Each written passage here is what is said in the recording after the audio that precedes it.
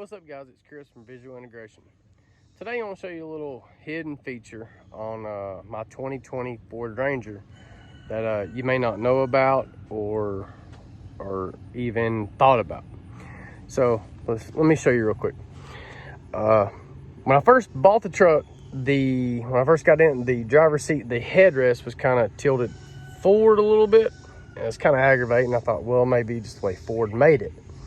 But today I was at a red light and I just kind of reached back to kind of stretch and kind of found it on accident. But let me show you what happened. Right now, the headrest is upright. When I first bought the truck, they were tilted down like this, okay? I'm sure you can hear the clicking, so let me do it again. You can hear it clicking. So if you do it slowly, the clicking will stop and the headrest will be leaned forward, okay? Today, I accidentally clicked it like that and it went back upright, which I would rather have.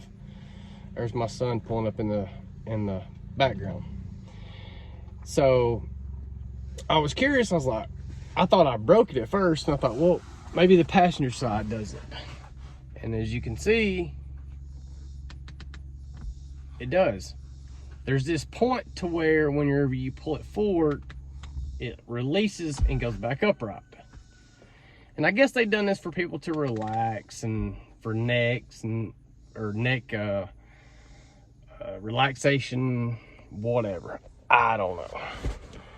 But I was kind of glad to find that hidden feature, because I hadn't heard anything about it, and it was a little aggravation for me, because when I was driving, it was right there at the back of my head, and it was aggravating.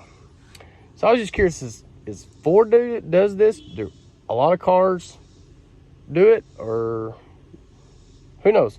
If you didn't know this, drop me a comment. Let me know if your car has it, and subscribe and like the video. Thanks, guys.